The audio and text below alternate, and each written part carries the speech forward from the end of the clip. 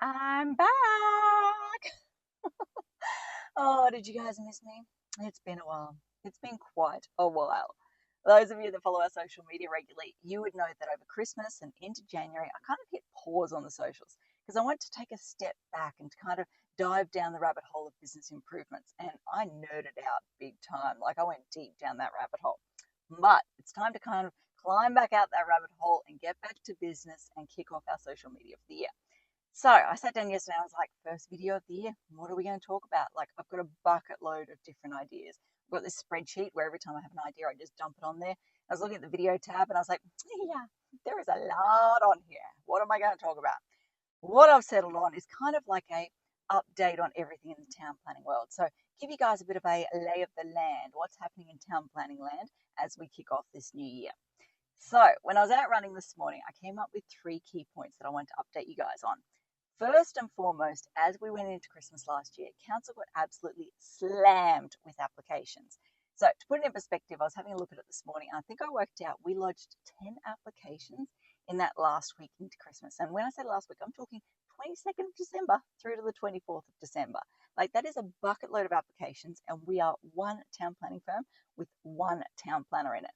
So you just then sit for a moment and go, okay, how many town planners are out there? How many town planning firms?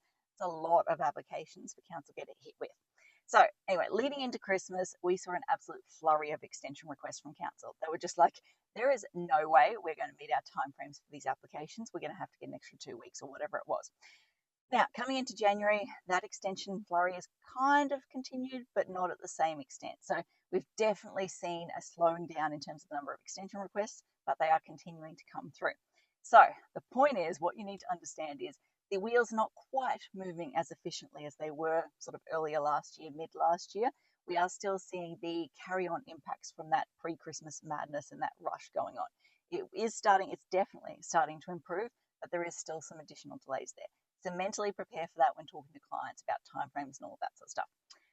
Good news, the good news, point number 2 is that over the Christmas break leading into January, we've seen a heap of new assessment managers come on board. Like so many new names. I'm like, whoa, I haven't spoken to you before. Who are you? Let's get to know you. So yeah, the good news is they've got a whole heap of new fresh blood coming on board, which means in theory, those wheels are going to start to move faster and faster from this point forward. Point number 3, I'm ending on a bit of a Debbie Downer note. I should have rethought my order here and finished on a positive note. But if you go back to, I think the start of December last year, I did a series of videos where I talked about the incoming changes to the planning world. So changes that council's proposing to the small lot rules, the granny flat rules, and the TBC or traditional building character overlay rules. There's a bucket load of additional changes in terms of rooming accommodation, all of that sort of stuff. But my focus was on the housey sort of stuff because obviously that's the world we work in. Anyway, I can't remember whether I talked about it in those videos or whether it's discussions I've had with building design professionals since, but I said you need to be mentally prepared for the fact that council is going to go hard on these rules when they come in. Like, they can't be seen to go and create or spend all of these resources creating these amazing, amazing new rules and then from day one go, oh, yeah, nah, we don't really care about that. Nah, we're going to be flexible on that. Like, yeah, don't worry about that type thing. Like, they would be hauled over hot coals for wasting taxpayers' money if they took that approach. So we are definitely going to see them go hard when it comes to these rules. And you only need to look back to City Plan 2014, so just over 10 years ago when that rule book came in. You remember, if you're around back then, you will remember they went hard on that story limit. Like, you could not, there was no possible way, 99.999% of the time, that you could get a third story, even if it wasn't visible to the street, all of that sort of stuff. Fast forward 10 years now, we are starting to see a softening in that space. So if it's an existing undercroft, you've got neighbour support, screened by fences, blah, blah, blah, blah, okay, council's going to consider it. So we're going to see the exact same thing happen when these rules come in, assuming they come in later this year. But building on that, it's not going to be like this black and white transition. It's not going to be a situation where, okay, today's the rules haven't dropped, so you can just apply the old school thinking. Tomorrow the rules drop, okay, it's suddenly changed. It's suddenly hardcore on this new approach.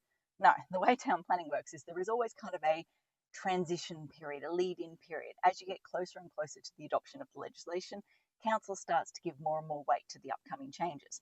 So we will see a tightening of the belt as we get closer to these changes. What's caught me off guard, I'm going to be honest here, what's caught me off guard is I thought maybe a few months into those changes, so let's say in theory they drop 1st of July, Then maybe a few months before that, 3 months before, we'll start to see council give way. Yeah, they're already changing. Oh, it's been an interesting couple of weeks. So we've now had quite a few jobs where councils come back and gone, guys, this small lot job, yeah, that rear setback, yeah, we can't support that. We can't get that one over the line. I'm like, what do you mean? We've done plenty of these at the end of last year. Like, where's this come from? Oh, the playing scheme changes. Oh, yes, I knew this was coming. Just not this soon, but I knew it was coming. So, yeah, we're having to put a bucket load of extra effort into these applications at the moment to get them across the line. But the moral of the story, or the reason why I'm saying this to you, is going forward. So, from this point forward, I'm going to be giving a lot more conservative advice. So, up until now, sorry, that's on my eye. It's straight hair. It's bugging me. Leading up until now, I might have been like, okay, yep, get me neighbour support, 95% chance, blah, blah, of success. I've already had coffee this morning. I can't blame it on coffee this morning. But there might be this huge chance of success. Let's go for it. Let's do it. Now I'm going to be like, well, look, 2 months ago, that would have been my advice. Now, not quite so sure. Like maybe 50-50. Like it puts me in this really awkward, annoying space where I can't quite give people clear feedback. So I'm going to be a lot more conservative in what I say, which probably leads to the final moral of the story or final takeaway that I want to give you guys, which is if you have any jobs that are kind of pushing the limits in terms of acceptable outcomes for the small lot rules, grain flat rules, TBC rules, get your skates on, people. Like, do not sit back and wait. And I'm not saying this because I want to encourage applications. We've done a ridiculous amount of quoting this week, so that's not where I'm going with this point. But it is only going to get more and more stringent from here, harder from here.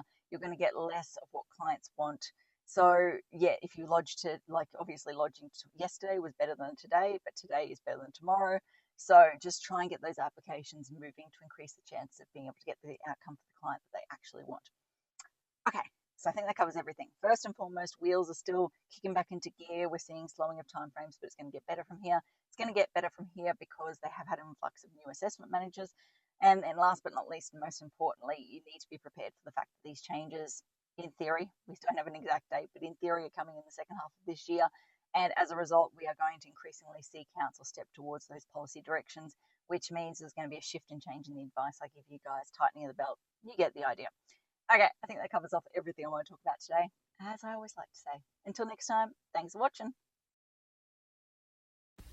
For all you red tape lovers out there, I have one thing to say. Well, no, actually, I've got three. Number one, the advice provided in these videos is general in nature. It's not site specific. You would be a silly Billy to go and make financial decisions based on this advice without first checking with the town planner. Don't be a silly Billy. Number two, Brisbane town planning is in no way linked to Brisbane City Council. The views expressed in these videos are my own, not council's. So if you don't like them, blame me, not council. Number three, what was my number three? Oh yeah, the views expressed in these videos are accurate at the time of recording. If you're watching this video back 10 years from now, the views may not be so accurate. That's all.